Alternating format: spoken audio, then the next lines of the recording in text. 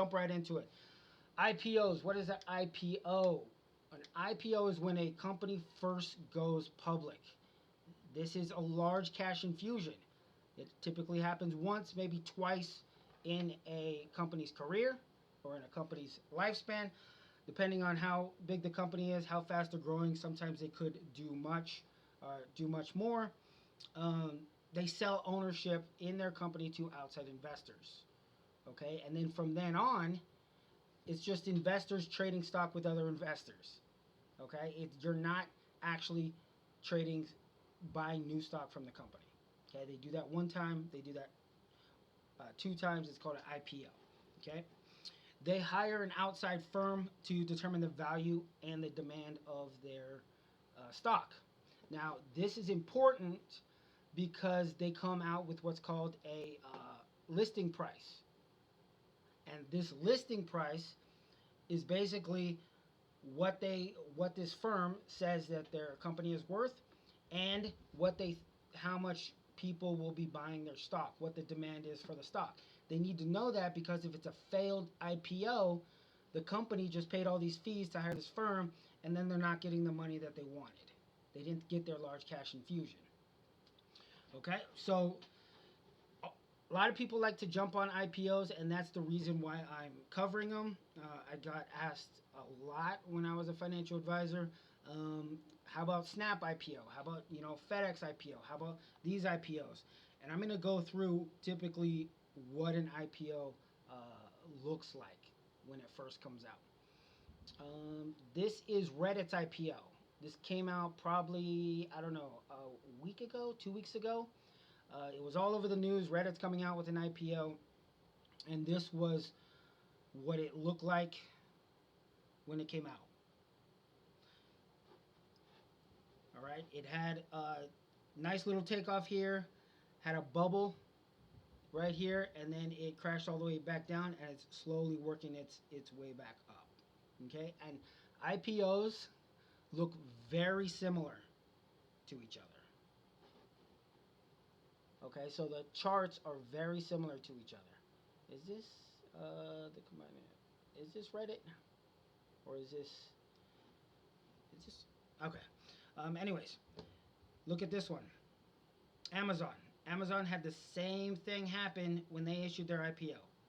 A lot of demand, hit an all-time high, and then this was back in 1998. It did not reach that high again until 2013.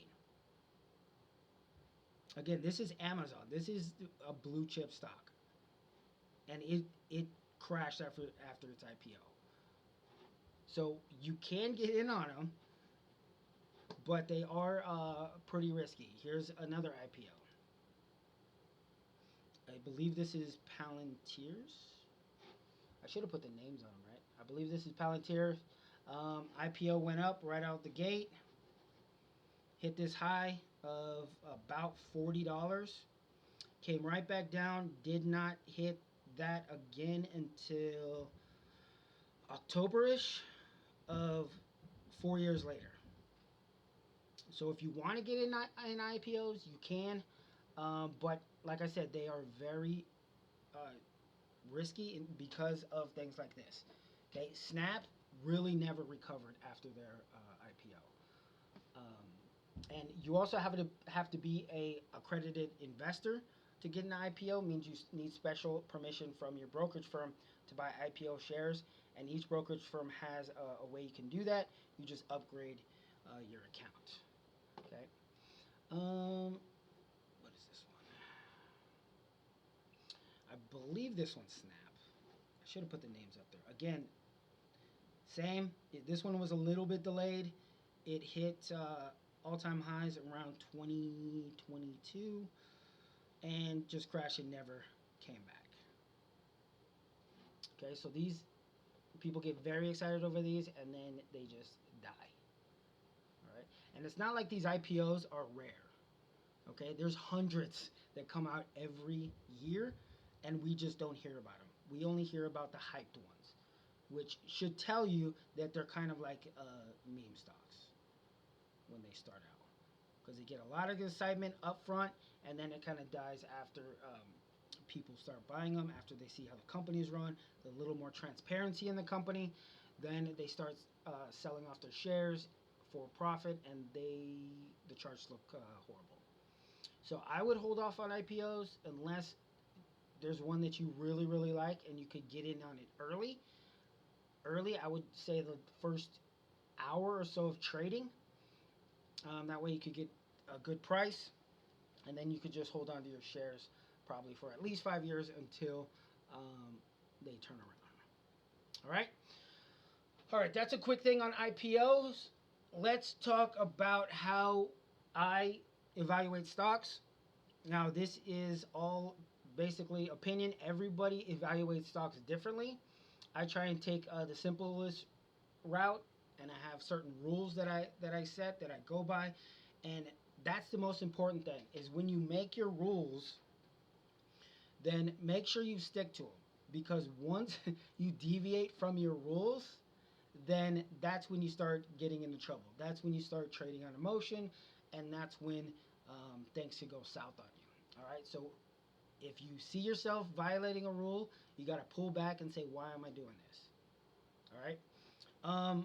So market capitalization is a huge one. What market capitalization is the outstanding shares of stock, how many shares are being traded on the market, times the current price. This is basically what the investors think that the market is worth, or think that the stock is worth, and they show that through what they bought the stock for, or what the current price is for. And we hear a lot about this. Oh, Amazon went over 1 trillion, Tesla's at 2 trillion. That really doesn't mean that the stock is worth that. It just means that's what is currently trading at. So, is Tesla worth $2 or $235 a share? I don't know. That's questionable. It is an automaker. If you look at other automakers, it's nowhere near what it should be worth. I mean, Ford is worth, I want to say, like 3 times their earnings, whereas Tesla's worth like 30 times their earnings or something like that. It's pretty crazy. So when you're looking at market cap, okay, I like to look at companies that are greater than 3 billion in market cap. If you go somewhere below that, you're going to be subject to extreme volatility, price manipulations, inconsistent earnings, and a lot of takeovers happen between like the 1 billion to 2 billion range of companies. Those companies get gobbled up by bigger companies. They could have issued like a huge, let's say they issued shares and you bought them at like $25 or whatever, and stock's going pretty good. It's a growth company. It starts growing, and then all of a sudden it gets gobbled up by Google or something like that. Google is not going to go in there and say, hey, we're going to purchase your company for what it's trading on the stock market. That's not how negotiations work. That's not how takeovers work. They're going to negotiate as far down as they possibly can, and the owners of the small company are probably going to take whatever Google offers them. So they're pretty shaky once you get below 3 million or 3 billion. Also, not a lot of transparency. They may be doing their books wrong. They may be doing earnings calls wrong. They may have, it's just a mess below 3 billion. And you can look at these companies. Some of them have analysts covering them, and you could see why they have. Why I say they don't trade them is because they have very inconsistent earnings. Sometimes they beat, and they're still negative earnings. It's crazy. Anyways, trading volume. You want to look at the 10-day average trading volume. You want to have greater than 2 million shares trading over the 10-day average. This is 2 million a day. Now, why do I say 2 million a day? Is liquidity. People want to trade their stocks. You can see that by the volume. If you get into a shares that are less than 2 million, there's a chance that you can't get out of those shares. There's just not enough volume to get out of them, especially if you're accruing them. If you're accruing shares and you got, let's say, a pretty big lot of shares, and you go try and go sell them all at once, if there's if the market isn't very liquid, you're gonna have a hard time selling those shares all at once. Also, if you're gonna do any kind of options on your stocks, then the options are even going to have less liquidity than the actual stock. So, let's say you have a stock and it's a decent volume and it's done pretty well for you. You start trading options on that. The options are going to be a fraction of the volume of the actual stock. So even though the stock may have decent um, volume, then the options on that stock will not have decent value and you'll get stuck.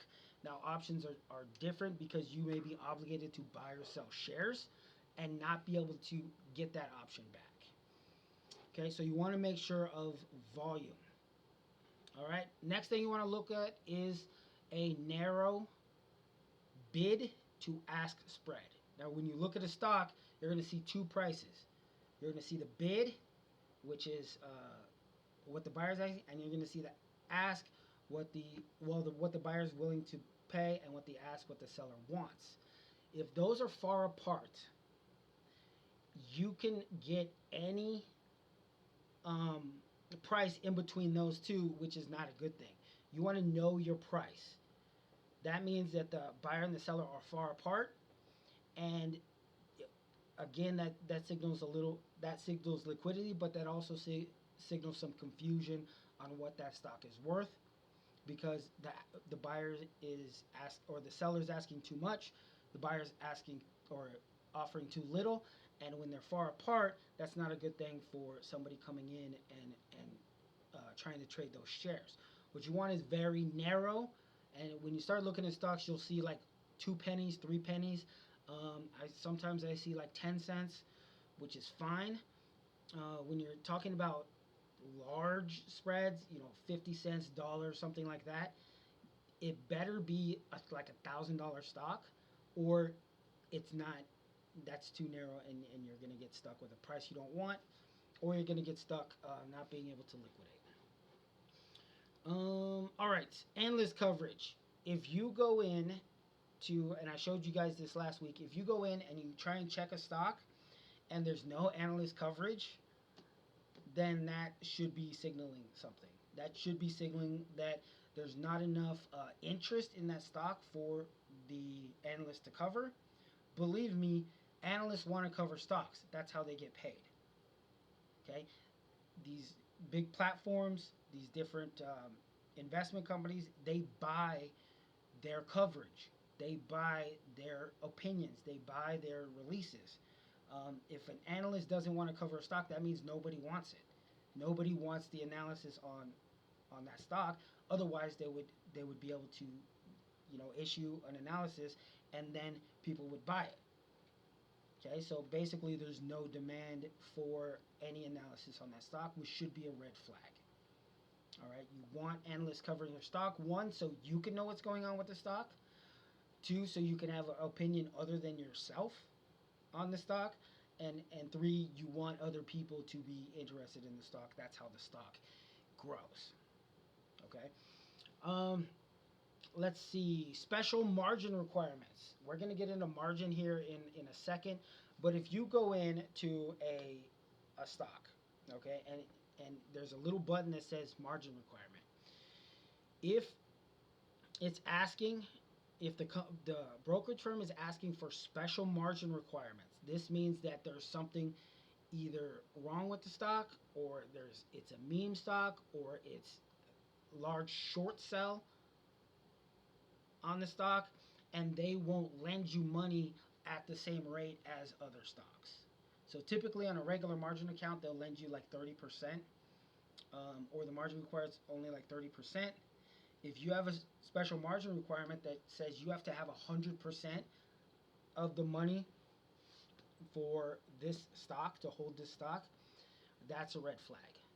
Okay, I think GameStop is, if you're trading options, you have to have 300% of the requirement for that option. It's pretty crazy. Couple other ones here. Short interest, um, well, you want that less than 10%. I put that wrong. Short interest, you want less than 10%. Otherwise, you're looking at at an issue because short sellers want the stock to go down, and if they put enough pressure on it, it will go down. Okay, if there's enough short sellers, they can push that stock down. Um, there's there's a short squeeze, which means you're fighting against the short interest and you're buying, buying, buying, buying, and then this makes the short the people who are short buy the shares, which even pushes it higher. That's a short squeeze. Um, those are kind of rare. It does happen. Um, it's a snowball effect that pushes it higher, but I just don't want to mess with those. There's stuff going on behind the scenes a lot of times with those squeezes. There'll be some um, like investment firms know that another investment firm is short, has a large short position, and so they'll try and get back at that other investment firm, and they'll short squeeze them just to try and bankrupt them. There's some crazy stuff going behind the scenes on short stocks. Also, there could be somebody on Twitter or somebody on TikTok just creating short interest just out of thin air, which is crazy as well. You don't want to mess with stuff like that. And on that same note, you want greater 50% held by institutions. Now, the reason why you want over 50% held by institutions, this means that there's constant buying. Okay? When money flows into an institution, they have to keep their same percentage. Say they have 10% Apple stock. They have to keep that 10% Apple stock even though they have billions of dollars coming in the door. They need to buy to maintain that 10% position.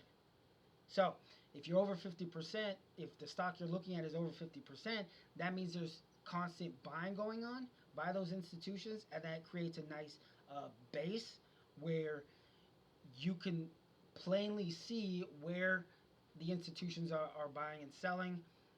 We'll get into some of the analysis on that, but you know that they have to be buying.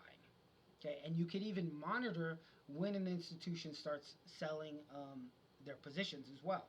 Uh, Especially ETFs, you could go in and see an ETF, see what their positions are, and a lot of ETF managers will show you what they're um, selling and what they're buying, and that also can give you an idea of what's going on. Another one is you want to look at earnings. You want them to have one consistently positive earnings. In cyclical stocks, sometimes there's negative earnings, but you want consistent earnings either way. You want consistent earnings beats. Now, what is a beat? It's when the company does better than they're supposed to. Now, how they get to what they're supposed to earn is kind of weird, but it's largely based on one, what the analysts are seeing from the stock, and two, what the earnings call is saying. Okay, so there are some companies that go out and they say, okay, our future earnings should be X, Y, and Z. We're looking for this product to outperform. We're gonna, acquire this company that's gonna, boost our earnings for this period of time. And the analysts will go in and say, oh, you know what, that's crap. They're not, they're over promising. Okay, and there's some that will under promise and over deliver, which means they're going to beat.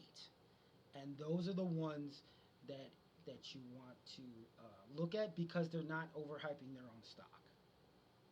Okay, they're very conservative, they're well managed, they're in it for the long haul. Stuff like that is good to see in a company. You don't want companies to say, well, like Tesla or some of these other growth companies saying, you know what, we're going to have robo taxis next month. Really? Robo taxis next month? Okay.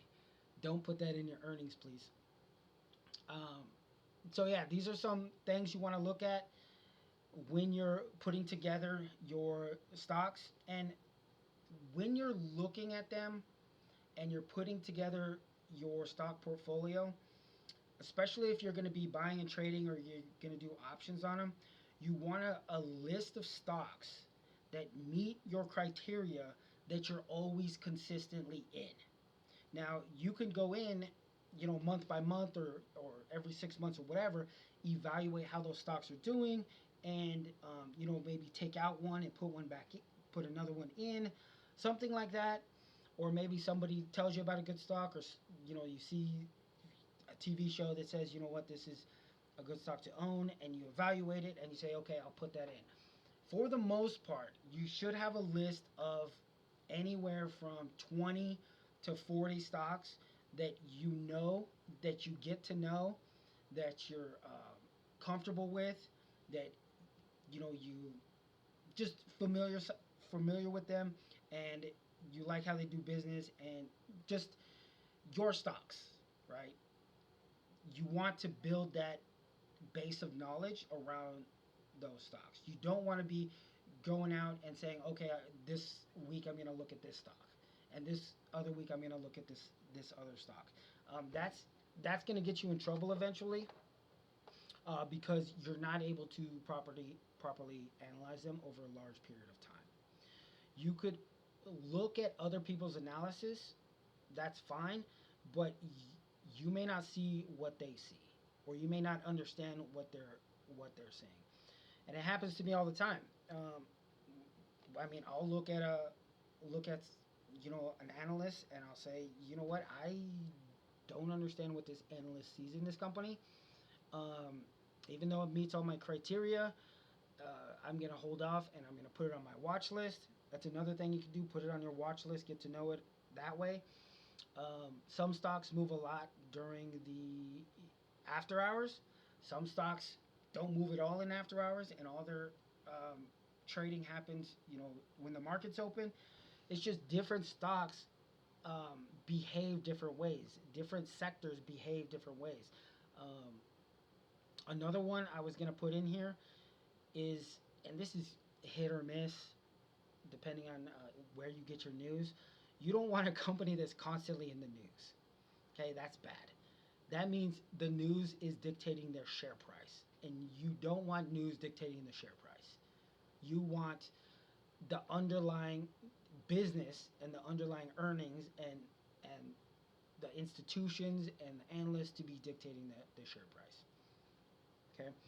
Um, all right. Let's go to margin in a brokerage account. Depending on the options that you choose, the options that you trade, you will need a margin account. Okay.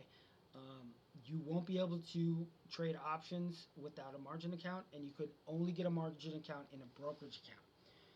They don't have margin accounts on retirement accounts. That's why I said in uh, first class, take take $10 or whatever, find a brokerage firm, especially one with analysts, buy, don't buy, but deposit the money, open the account. That way you have it, and you can create watch lists. You can start doing your research. You could use all their tools, and if once you get to a certain level, you can apply for margin. You just have to answer a few questions, and I believe you have to get to some of them. They require a certain balance. But this class, and I didn't think told you this, but the last few classes and this class will help you get to where you can apply for a margin account, because they'll ask you, how much experience do you have trading? How much education do you have around trading? And this, believe it or not, should count towards that, because they don't specify whether it's professional training or whether it's YouTube training or what kind of training it is. Uh, but yeah, I've trained financial advisors um, uh, for a long time, and this should count towards that, getting margin account and getting options available to be traded on your account. All right, what is margin? Margin is basically a type of lending where the brokerage firm offers you credit based on the value of the assets in your account. If you stick to the criteria in the previous slides, you'll probably get only require like a 30% collateral for your positions, and you're able to trade the rest. So that equates to approximately 3x leverage. Um, so here's a good example of that. If you make an initial deposit of $50 and you want $100 in stock, let's say you have 25% maintenance requirement. This means you could take out $25 of your money um, and still own all of that stock. And I'm going to go through some examples. But here's the quick pros and cons.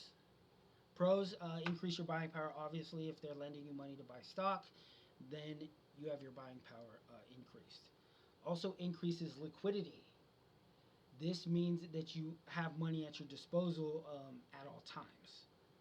This also means that whenever you make a deposit or whenever you sell out of a position, you don't have to wait to use those funds. If you don't have margin, you have to wait for those funds to clear. Whether it's T+2, T+2 is the trade date plus 2 days, or if you're doing a deposit, that could take, you know how long banks take to clear, they're the same way. If you have a margin account, you could use those funds immediately, and if you buy stock immediately, then all they do is when the money comes in, then they take what they lend you and pay it off with that. It's pretty simple, very seamless. It's not like you have to go in and put in an application to borrow funds. You just go in there, make a trade, and I've done this a lot of times. I make a trade, and I'm like, oh, I did not have that money available, and it just says, oh, you now have $100 on margin, and we're going to charge you 2 cents today.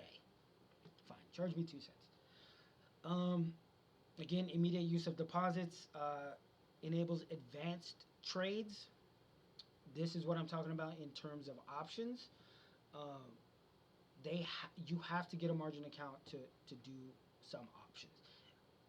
And the reason why is because whatever you're on the hook for in terms of the option has to be held in the account. Okay? And if you have a margin account, it doesn't have to be held in the account. It just says your maintenance requirement is X. You don't have to hold that full amount in your account. Whereas if you trade an option in a retirement account, all that money has to be available, and they put a hold on it until that position is liquidated. Okay? Company or brokerage firms don't like doing that. So they say, okay, you just have to have a margin account, and that's it. We'll keep charting for you. Cons, there's going to be daily interest. Your account or what they're lending you is affected by movements of the stock market because it is based off the value of your stock. So if your stock is depreciated, obviously that's going to lower your margin. And if you're using margin, there's a chance that it goes below the margin requirement, and they call you and they say, okay, we need more money. Now, I typically don't use margin to buy stocks. On occasion, I will, but I just use it as a fail-safe. I use it to be able to trade the options and not have to have that money held. So there's a lot of advantages to it, not just lending. Okay. Again, this can trigger sales if you purchase stock on it on margin, and then the stock falls or other positions in your portfolio fall. Then your lending basically goes away, and you have to make up the difference. And we'll show you how that works. Advanced trades have higher risks. This means because it's exponentially, when you use margin, it's not money you have, so you can get into more debt very quickly if your complex position goes against you. Let's look at some requirements for eligibility for margin. Most stocks and ETFs, ETNs are exchange traded notes. These are like bonds. They have to be $3 or higher in terms of share price. You can margin mutual funds. You have to own them for over 30 days. If you have treasuries, corporate bonds, individual ones, not ETFs, but individual ones, um, then they have to be investment grade. This means they're not high interest or high. The company doesn't have a low credit score like a double B or something like that. They have to be investment grade. Um, IPOs, they're kind of tricky with IPOs just because of what we talked about. There's not a lot of track record for them, so a lot of brokerage firms will not lend you money right off the bat on those IPOs. They'll do an analysis, and sometime maybe in the future they'll add them to the marginable securities, but right off the bat they're not going to meet marginable securities. Okay. Let's take a look at some margin. Um, let's look at some margin examples here. All right, so let's say initially you have $50 of your own money, and you borrowed $50 from the broker, and you bought $100 in stock. Now this is a fully leveraged margin position. Okay, I would not recommend this. I've never done this. I would not recommend it. When you hear that this hedge fund went bankrupt, this is this is how they go bankrupt. Okay, um, well they're leveraged way more times than three x, but still. So let's say you take out all your available margin. Okay, you have $50 of your money, $50 of the brokerage firm's money. Let's say your investment goes up by 60%. That's that green right there. Okay, now you have $60 in gains. You still have $50 of your own money in there and $50 of the broker's money. Now you can withdraw $85. Your 60% profit and 50% of the money that you put in, because the margin requirement is only 25. Okay, or you can buy an additional $60 worth of stock. You now let's say it's $60 goes against you in the opposite way. Okay, you have now lost all of your $50 and $10 of the broker's money. Okay, now you have to deposit $35, or no, you deposit $10 plus the 25 of the margin requirement, so you'd have to deposit a total of $35 to get to the 25% margin requirement to keep your position. Now, sometimes in this scenario, the broker would sell out of your position so they don't lose the rest of their $40 and to kind of stop the bleeding. Okay, this is what's called a margin call, and this is when a position goes against you and you're like fully leveraged. Um, Margin calls aren't fun. So, like I said, be careful with margin, but also don't be super scared of it. I go into margin maybe once a month, and that's because I have all my bills coming out of my account and I miscalculate and I go into margin, but it's better than overdraft fees. I can tell you that. It's definitely better than overdraft fees. I mean, 2 cents. All I have to do is go and sell out a position or make a deposit, and I just paid 2 cents on $100 or whatever the case may be. All right. And margin is not just a cushion for you. Remember, it's also a cushion for your broker.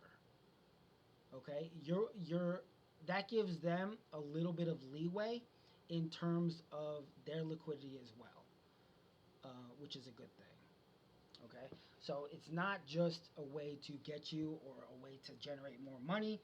It's a way for you to safely trade and them to successfully, um, you know, manage your account, and so you're both kind of on the same page, and they can offer additional privileges. It's just enhancing your relationship. All right. Here is where you see what the margin requirement is. You just click on that button. Well, this is mine. This is on Schwab. So this is Amazon. Click on margin requirements, and then there's a lookup here where you could look up any stock. This one's standard 30%. Pretty easy. This means you only have to hold 30% of what your purchase is. So if you buy $100 worth of shares, you only need to have 30% of that in the account of your money. GameStop, we all know about GameStop, right? Check out their margin requirement, 300% on short positions. So if you bet against GameStop, you have to have 3 times your money in there. So let's say you short them $100, you have to have $300 on deposit to back up that trade. Okay, this is what I'm talking about in terms of special margin requirements or special maintenance requirements. If you go in and you look at a stock and there's a special maintenance requirement, that means it's been identified by the broker as either extra high risk, or there's something going on with it, or they can't get enough shares. Something is causing this to have much more risk than it otherwise would have. And they're going to push that risk onto you. They're not taking that risk. They're going to push it onto you. They say, you want to trade GameStop? Okay, we'll facilitate that. Here are our rules. Kind of want to stay away from those. All right, let's look at a little bit of stock analysis. I think I'm going a little faster, and that's because I want to get to this portion and I want to get to some options. So, like I said, I keep it pretty simple. Once I hit all that criteria on a stock, that usually signals that it's a quality investment, that it can be trusted, and that I should have confidence in the trades that I'm doing with it. Okay, a couple other ones that I look at: financial metrics, earnings per share. So remember when I talked about the earnings, this is earnings per share, which is the net profit divided by outstanding shares. Okay, this tells us how much a company makes per share. Okay, it's hard to determine if an EPS is good unless you compare it to your peers. So keep in mind, if you are comparing the earnings per share of a oil company versus the earnings per share of a tech company, it's probably not a good comparison, right? Because they have different business models. They're in different sectors.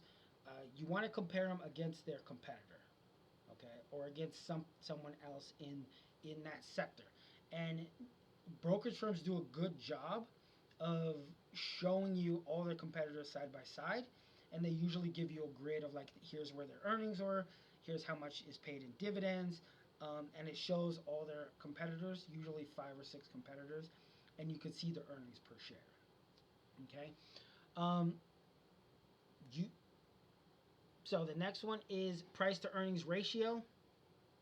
Okay, you divide the current market price by the earnings per share.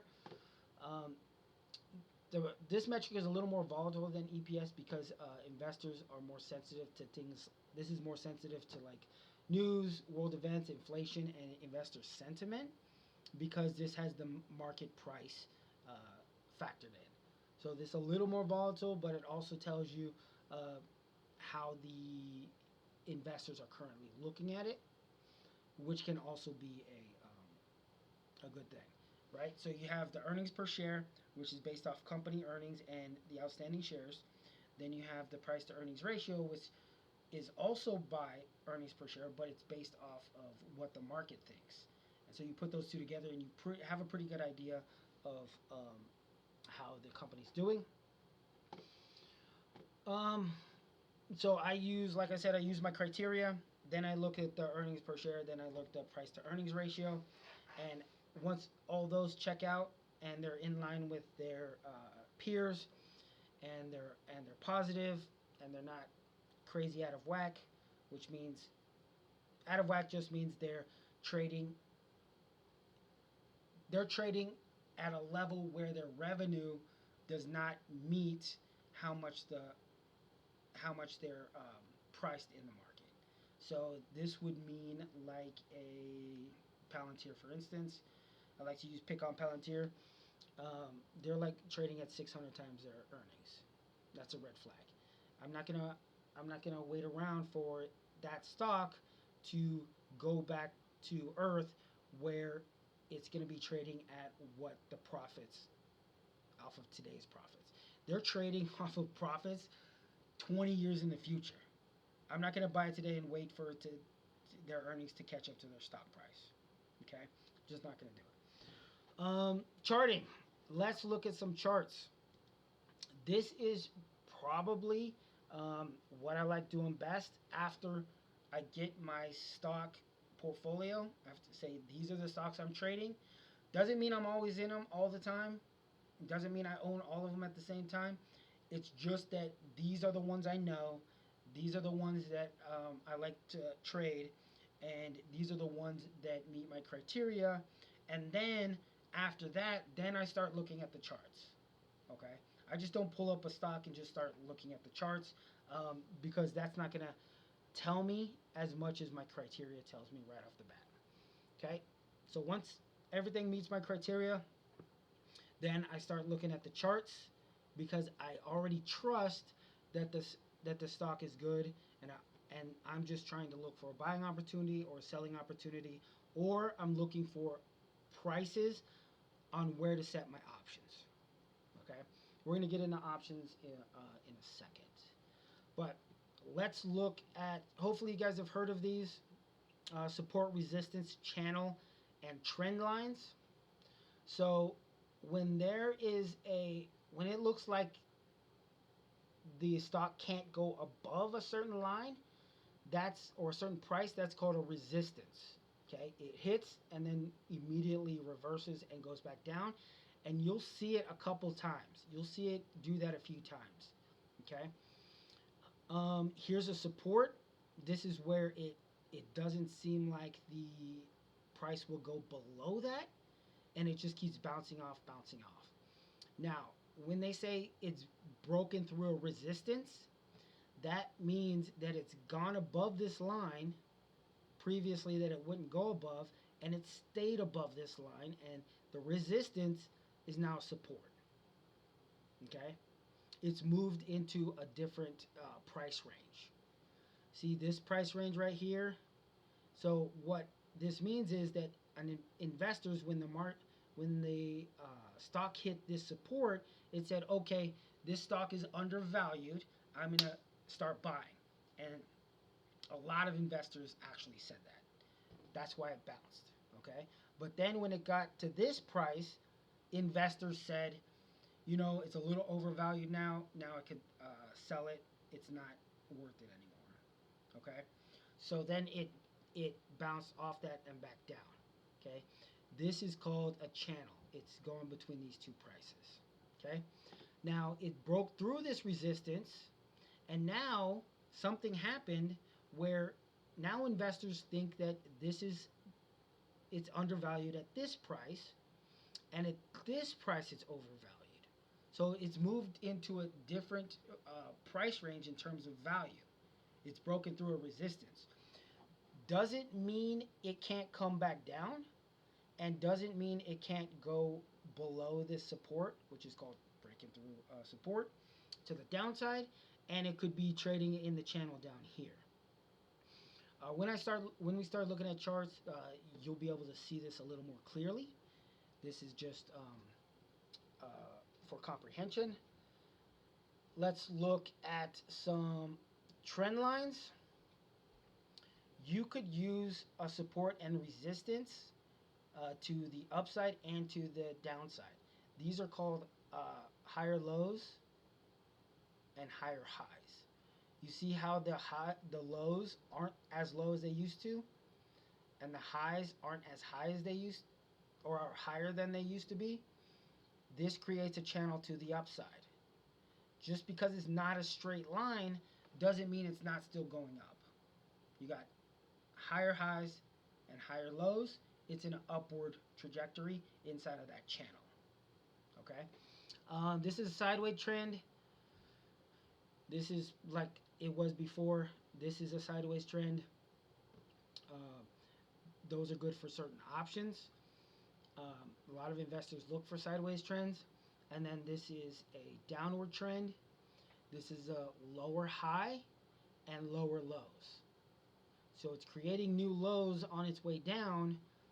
It's not bouncing back as high as it used to anymore. Okay, so these are uptrends and downtrends and side trends. Or, yeah, sideways trends. Now, if you can't see a trend, if you can't see a trend, this is what we normally say. When in doubt, zoom out.